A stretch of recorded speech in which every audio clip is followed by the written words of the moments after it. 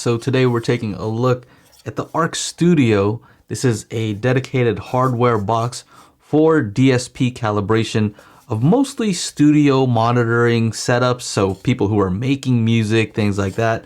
And I think that this is a pretty cool device. It currently sells for $299, and in the box what you'll find is a USB cable. And first thing I would say is this is a USB-C device, and they provide a USB-C to USB-A. I wish they would have just provided a USB-C to USB-C cable, just because a lot of our devices now do have USB-C. You also get the power brick and a calibration mic. So this one's XLR. This is pretty cool. Very lightweight. Now this does require an audio interface. At first I thought that this might actually act as an audio interface. It definitely does not. So for my testing, I use this Motu M2, which I have two of. I think they're great. And this is the audio interface that you need to work with this in conjunction. Now, one thing to note is that most audio interfaces that I've seen have either an RCA or a TRS output. I haven't seen very many that have XLR, but this requires an XLR input. So you will need to get an adapter. So I got this inexpensive TRS to male XLR adapter. Just something that you should know. If you buy this thing and you want to use it right away and you notice like, hey, I don't have the right cables to connect it, make sure to get that prior to getting this unit. So when it comes to the software and setup, first you have to download the software. They give you a QR code, and I expected to just have it take me to a site to download the software. Instead, it took me to the main page where it shows a trial version, and I really couldn't find a way to download the full version that comes with this. Now I should quickly mention that they did send this out free for me to review, and I'm allowed to say whatever I want about it. So back to downloading the software, you have to download their IK Product Manager, which I don't love because it kind of makes me feel like they're trying to sell me more stuff. And if you already bought this thing, you don't really need to be sold on more stuff. You just want to download the software that you need to get this to work. So I wish that they would kind of bypass that. I know a lot of that has to do with making sure that you have a license for this, but I think that that should be done a different way. Now, as far as the signal chain, what you want to do is the Arc Studio comes after your audio interface, which kind of makes sense. But at first I thought that maybe it could go before it because it has an input and output. So no, that's not how it goes. Audio interface output into this from the Arc Studio to your speakers. I looked through the manual, and it's one of those manuals that kind of just like an IKEA manual, right? Just very brief, and it didn't say specifically where you should put it. If you're not sure, that's where it goes. As far as the software itself and the user interface, I found that it was pretty easy to use. I thought it was very polished, it looks nice, and it's just kind of fun to use. It's very graphical. They show you all kinds of photos of the speakers, and it's a nice looking app for sure. For the calibration, they give you two options. One is for 7-point measurement, another one is for 21 points. If you just do the 7-point measurement, it's only doing one layer. If you do 21 points, it does your main ear level and then slightly above and below. And so you get a better spatial average. I would recommend that if you're going to do this, to do the one with 21 points, but maybe for the first time around when you're just checking things out, maybe do the 7-point one just to see if you like the way it sounds, and then go and do the 21 point. So my experience calibrating with this is that it can improve the sound of your system. They are taking a measurement from your main listening position and trying to improve that and target a specific curve, and they do give you options for that, which I'll go into later. So here's an example of being in a bass null. Take a look at the frequencies here around 60 hertz and below. These are different speakers than the ones I'm about to show, but you'll get the idea. When you get closer to speaker, typically you expect the bass to go up, but because it's in a bass null, meaning the sounds are canceling, when you back up, you actually get more bass. So this is what something like this might correct for, maybe incorrectly correct for, but something to look out for. The one thing I would definitely be careful of is that whatever measurement it takes, it's going to try to get it to the corrected response. In my case, I was purposely testing in a bass null in a location that I knew had a bass null to see what it would do. What it did was it boosted up the bass to try to match up that target response. And the problem there is I was seeing boost 10 to 12 dB up, which is a huge amount of boost if you know what that means. That's a lot more power being sent to that woofer. And in my case, speakers were shaking the desk and I could actually hear some port chuffing. So that's something to be aware of. You should know where your speaker starts to roll off in the bass frequencies and maybe limit that so that you're not over boosting. Another thing is that they do have compatibility with various XLR microphones. They do have an option to use your own calibration mic, and you can use your own calibration file with that. The problem is that I did try to use that with a UMic 1, which is a very popular USB mic, but there seemed to be some kind of clock sync issue where the response that it was receiving was not what it was supposed to. I told the guys over there that they should probably let people know because the UMic is a pretty popular mic that a lot of people have. Now, one thing I would say about the scaling on the app itself is they're using about a 24 decibel scale on the y-axis. Typical is a 50 decibel scale. And so this shows much more variation in the frequency response. So when it does its fix, it looks like, wow, it fixed a lot. So just know that it's a different scale. Again, they do have curtains that you can use on the bass, which limits where the corrections are in the bass frequencies. And you should maybe look at the higher frequencies also. If you have a speaker that rolls off a lot, you may not want to send a ton of extra power to the tweeter to boost that up to the target level. Now, what I think would make this an even better device is to allow people to import manual target curves via text files, via REW, or from my app, the TrueTarget app, which determines the actual target response. They do give you access to a predetermined set of target curves like flat and their default curve or something that looks kind of like the Harman curve, things like that. And that's fine. That's what a lot of people are used to. But I do think that you'd get more out of your system if you were able to manually import target curves into it. Right now, they give you the ability to create your own target curve, but you can't really be that specific with only 6 points of EQ. So another recommendation to them would be maybe to give people just more options for the points for the EQ. The thing is that this is a standalone hardware device, and what that means is it doesn't require any extra overhead from your computer trying to do the processing. It also means that there's much lower latency than I've seen from software solutions, depending on the software solution, of course. But if you have something like Dirac that's doing a ton of stuff, it is going to add latency. I did measure the latency on this and it's practically unnoticeable.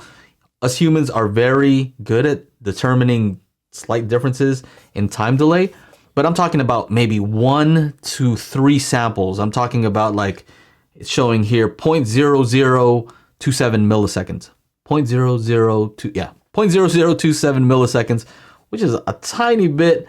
And that is with me testing a loopback signal from this. And that's not including any speakers, just a direct loopback from this. And I made sure to do an offset. I'll get into that a little bit more when I talk about the different phase modes that this has. This does allow you to have up to 8 custom calibrations. So if you have 8 different speakers or 8 different places you want to use this, you can store all of those. And I think that's pretty cool. You just need to have the app and then send the calibration to this device. And then you actually don't even need to have this connected to your computer at that point once you have the calibration loaded onto this thing. I also like the fact that it has a virtual devices mode where you can listen to your mix maybe on like a cell phone or what it might sound like on a TV or various monitor speakers that they kind of allude to. I think that's a pretty cool little feature. So I've only been testing this for a few weeks, so I don't know the long-term, reliability of this thing, but it seems well built. I really like the fact that it has this correction button that you can just turn on and off, and you hear the relays kick in and you hear that thing just, it's kind of just satisfying to have a hardware button for that. And it also has a signal clipping light to let you know if you're sending it a clip signal. Now, I did compare their MEMS microphone to what I got from various calibrated mics that I have, specifically the UMic 1, and what I found was the measurement that it was taking lined up with the measurement that I took with the UMic. I kind of did an overlay and adjusted the scale so that they matched, and they do match, so I can rely on this to provide a good measurement. Now, the one thing is, this is an XLR, and I'm kind of confused as to why they didn't allow this to have some kind of phantom power so that you could take the measurement directly with this. Again, that would probably require this to be an audio interface itself, but maybe something in the future for future products. It would be cool to be able to use this to take the measurements, just because if you're using your audio interface, there could be issues. You may have an audio interface that maybe isn't perfectly flat, which isn't indicative of your speakers, but if it's taking a measurement that isn't perfectly accurate, it's going to correct that. And that's not really something that you're going to hear from your speakers. It's just maybe an issue with this. That's just something to know, that the measurement mic is plugged into your audio interface to take the measurements. Now, about that option, they give you one for natural phase and linear phase. What I find is that the linear phase will add slightly more delay. I'm talking about like, it doesn't even show as a millisecond on this. So it's very low latency. If you need zero latency, off is probably the best option, but I'm talking about very low latency. And what it does is, when you add more filters, what you'll notice is that it does change the phase according to those filters. What linear phase does is it keeps the phase pretty much a straight line, and it doesn't change with the different EQs that you apply. And that can be helpful for really aligning the sound between two speakers. Let's say if this speaker on the left needs different EQ than the speaker on the right, you can EQ them to have the same target, but their phase response might be slightly different based on the types of filters that this one needed versus the type of filters that the speaker on the right needed. And so when you linearize the phase response will be pretty much the same on both of them. And what you end up hearing is sometimes better imaging between the speakers because the phase is aligned at all the frequencies. So if you look at the phase response, when I'm using the natural phase on the flat response, you can't really tell very much difference between the two. But if I use this wild EQ profile, then what you'll notice is that the phase will change based on the filters that are used. So you can kind of see that it follows the response of the filters, versus when I use the same exact filters but use the linear, you can tell that this is still nice and smooth. This is a better example of using the natural EQ. You can see that there are some phase shifts that are related to the EQ that is applied. We can take a look at REW and nerd out a little bit more if you're interested in that sort of thing. If not, maybe skip to my overall conclusion of this thing. Okay, so here we are in REW, Room EQ Wizard, and here I just have a test of this thing off. And what I did was a loop back. So this is a direct signal. I'm not using a speaker. I had to kind of trick the system into thinking that this was a speaker. In this way, I'm able to bypass the acoustic issues that may happen when you're actually measuring a speaker. I did a measurement with this off, and then you can see that there is a timing offset, which I adjusted for. So what I sent it was a signal that looked like a flat line, which it didn't really have to correct if I used the flat target curve. And I took a look at the delay. Here it's showing 0.0011 milliseconds. Then I did the same thing and I used the linear phase response, and it shows 0.0004. So, to the point where this is probably not even accurate enough to tell the difference in the software. Very low latency. Now, that's with it EQing to a flat response. So I tried to kind of do a wild response. So here's the wild response. So I did it for both natural and linear. With the natural EQ, I'm seeing practically no delay, as well as with the linear one, also practically no delay. So then what I did was I do have a measurement of an Atmos up-firing speaker, which has a very limited bass response and this dip at 2K that's intentional. But what I did was I used a calibration profile to kind of trick the system into thinking that this was a measurement of a speaker. So as a result, what it tried to do was, if I used a flat response, it compensated the bass dip that you see here, and it tried to fill in some of this stuff here and smooth it out. Looking at the correction itself, this is 0 decibels. You can see that it will try to boost this thing up 10 dB here, which this speaker can definitely not handle. So this is what I was saying, when you have to be careful about what and where you boost, because it'll just do it even if the speaker can't handle it, because it's not taking into account distortion characteristics, things like that. So this is the correction with the default profile. They also give you options for a sharp profile and a broad correction. You can take a look at the broad versus the sharp profile, and you can just tell that the sharp one has more specific correction filters. Now, if I apply these different corrections, this is what it would do to flatten out the response using the default correction.